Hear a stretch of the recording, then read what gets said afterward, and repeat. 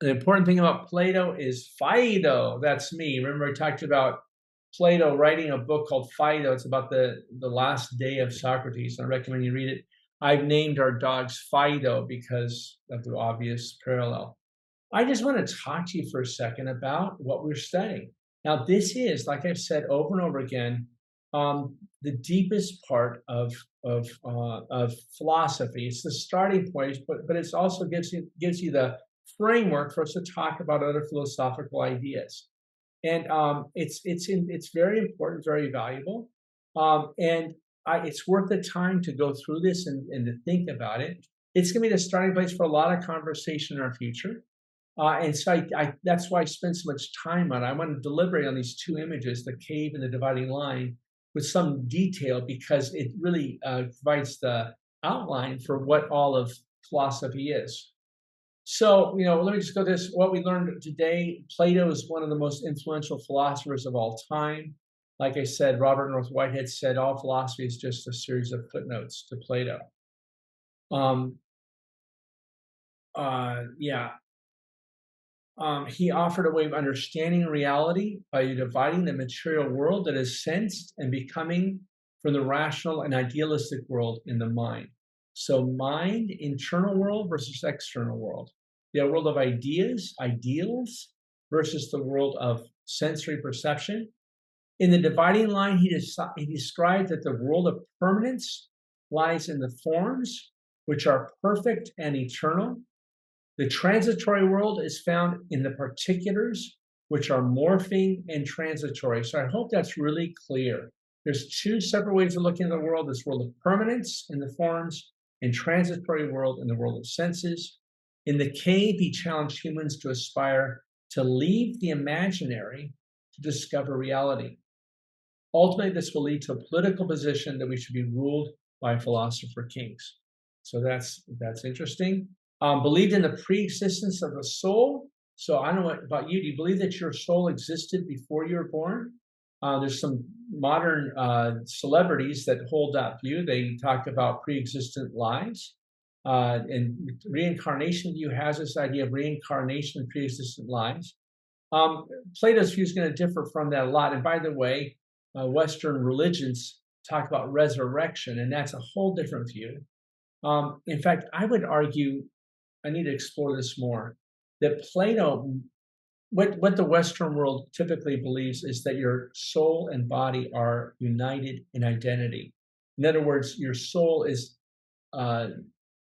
connected to your body permanently. It can't migrate. We call it soul migration. So when I die, I can't become a dog, or I can't become another person, or I can't become an animal. I will always, my body and my soul are intrinsically related. So, like within a Christian viewpoint, we have this idea of resurrection, where you'll get a body, but your body will be your body. It'll look like Greg, It'll look, Jesus had a Jesus body when he rose again. It was a new body, but it wasn't his soul. His soul stayed constant and went into a new body. Whereas like an Eastern views would have the idea that your soul could go into other objects. Maybe we can have ideas of going to plants, not just into animals too. There's all kinds of ways of conceiving this. So I say all that because Plato believed in the pre-existence of the soul, and that learning was really recollecting what the eternal soul knew, the forms. So these forms of courage, math, we could talk about all those. This world of the rational is a world of that's permanent, that you've had for eternity. You've pre-existed your physical existence. And so we could talk about how that can become incarnated, how your soul gets incarnated. And that's a lot of religious ideas go there. But I just want to awaken you to those thoughts. Well, we've gone through a lot today. And I hope this is not giving you a headache. I hope, rather, that it's giving you inspiration and a different way of thinking. I want you to go and, reflect on this until the next lecture and just think about it. Get on the discussion boards, would you? I want to interact with you about this stuff. And if I've got a discussion question there, I'd love for you to talk about with me. I just want to see where you're at, what you're thinking about with this whole thing.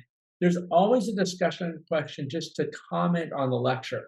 So if you have questions or comments on the lecture itself, that's a good place to do that. There's a discussion question just to encourage you to talk with each other. I get on there as well, but I just want to help encourage you to get on the discussion questions if you do that for me. Well, it's been great spending this time with you, and I'm looking forward to next lecture. We're going to shift radically. We're leaving Socrates and Plato, and we're going to get into Plato's student. His name is Aristotle, very famous guy, and he's going to kind of counter everything we've been talking about today in a way. And I think you're going to like it. We're going to spend just a little bit of time on Aristotle. He's very important for modern philosophical ideas, and so that's where we're heading. That next couple lectures will be on him, and then we're going to jump into what you probably thought you were taking when you signed up for this class. We're going to talk about, first of all, epistemology, which is knowledge and how we know things, but you're going to recognize that and think, oh, we're going to talk about modern world and questions that you have and struggles that you might be wrestling with when you think about humans and human thought, and we'll be going through that and going to ethics. And then we're going to talk about metaphysics, which is kind of all the other questions that we ask. What's the meaning of life, things like that. So I'm looking forward to that. Come back and see us again. Aristotle next week. I hope you enjoy today. I'm going to sign up for now. I hope you have a great time and get on discussion board, like I said, and I'll see you in the next lecture. All right. Bye-bye.